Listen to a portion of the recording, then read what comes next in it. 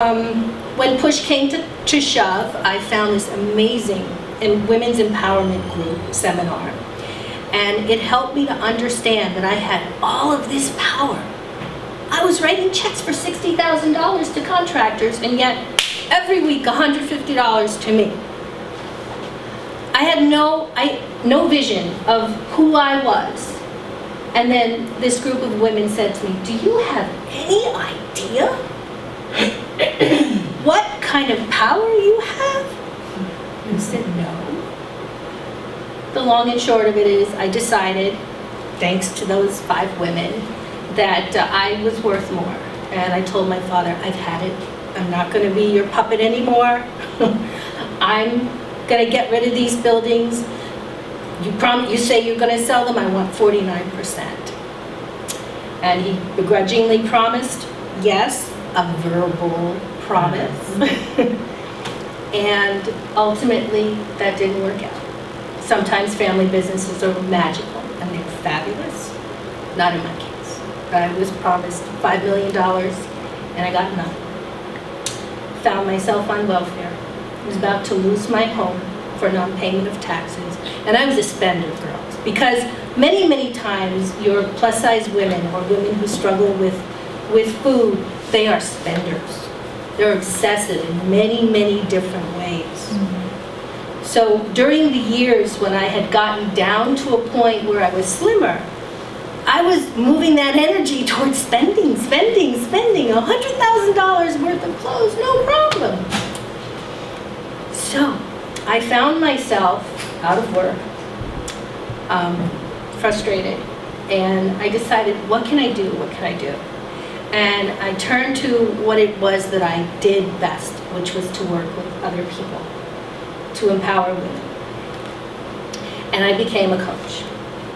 And somewhere during that coach training, I found myself in an NLP seminar. And you remember all that sexual abuse stuff that was going on? Well, 16 years of therapy went towards reconciling that mess. And there were some memories that just still could not be touched. They couldn't be changed. They couldn't be moved by therapy, by talk therapy alone. I was still getting triggered all of the time. I would hear news stories. I would hear people talk. I would hear a certain smell. Like, wow. The way that our brains work is like Dolby sound. It's like when something is traumatic, it's out there. And you can't get it away from you. So it was affecting my marriage. And I was seeing, my husband as, this bad guy, when in fact it was actually my stepfather who had done so much harm. And in the NLP training, something reminded me of the most disempowering and helpless situation I remembered. And my body just reacted. I'd never been through a panic attack before.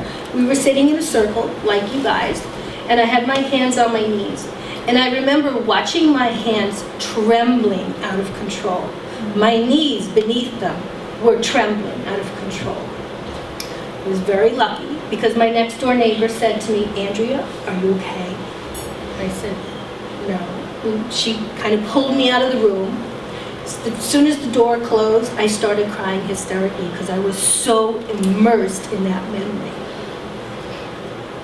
And then she said to me, through my tears, I heard her say, "I know you don't know what it is that I do, but I'm an emotional freedom technique practitioner. And if you'll allow me to tap on different parts of your hands and your face and your body, I'm sure I can help you." And she said, "Can you speak?"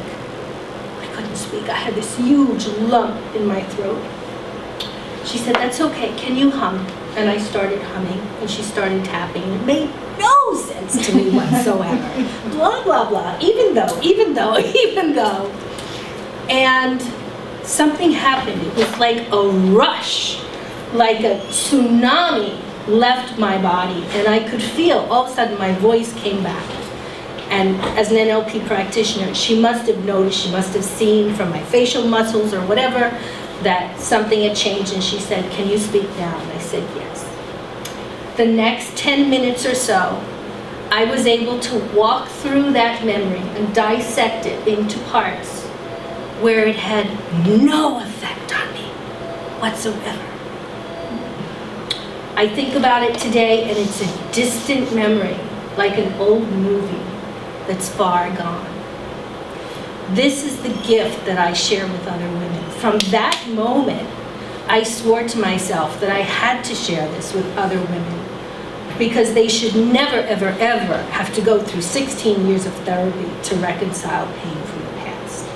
Because it's a freaking waste of time. There's life to be lived. So that's what I do.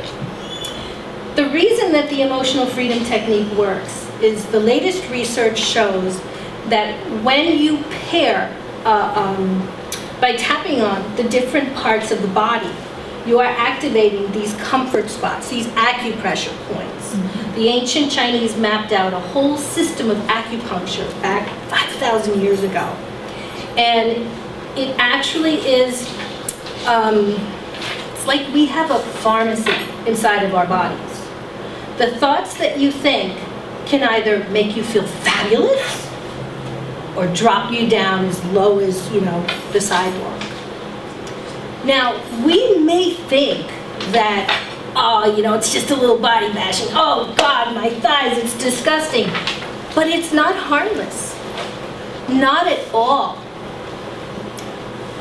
When a woman is putting herself down, when she has that tendency to talk about herself in a negative way, it's because it came from somewhere. She's learned that from something.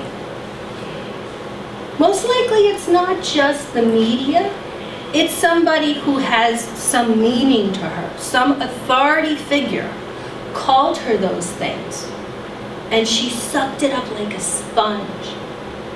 And now she's having difficulty between knowing and recognizing, is that really her talking to herself, or dad, or her, Girl Scout counselor, or whatever it is. So I charge you guys, what I want you to do is I want you to realize that when you hear a woman talking about herself in this dismissive way, it's not enough just to tell her to leave the crap at the door.